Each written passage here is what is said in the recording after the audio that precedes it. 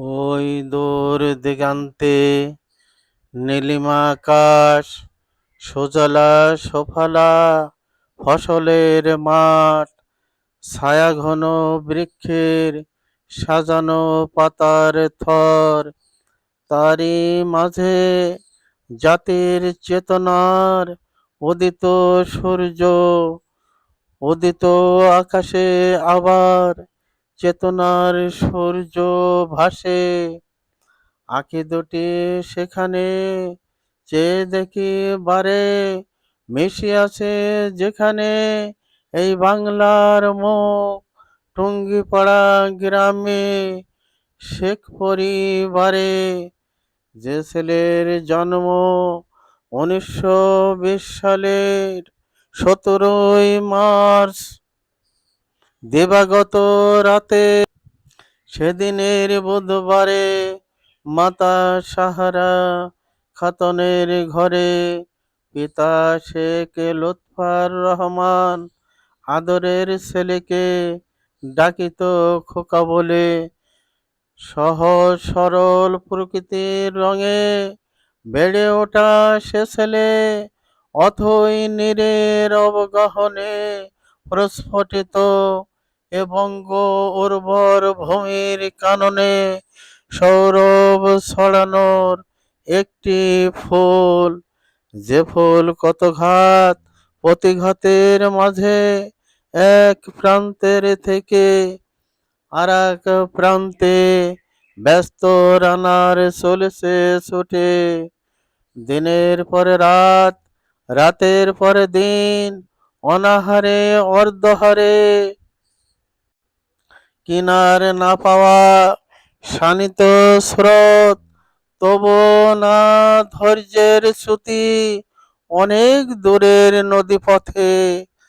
আবার কখনো দুর্গম পল্লীর আঁকাবাঁকা নিঝুম গ্রামের মেঠো পথ, কোথাও বা হাঁটু সমান কাদা, তবু সে পথে যেতে হবে। ওই দূর গ্রামের বুড়িমা তোমার একটু দেখার অপেক্ষায় চাতক পাখির মতো চেয়ে। রাস্তার দুধারে হাজার হাজার মানুষের ঢল।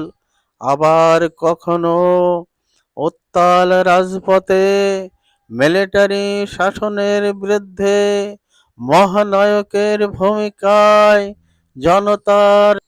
আবার কখনো জেলখানার গেটে অবাক দৃষ্টিতে যার দিকে আসো তাকিয়ে, সে তো জীবন যুদ্ধের বিচক্ষণা সাহসী নারী, আমাদের বঙ্গমাতা। সরেদায় জননীর কোলেতে চেয়ে দেখো তোমার কলিজার টুকরা সন্তান, নয়নের মণি আমাদের হাসু আপা।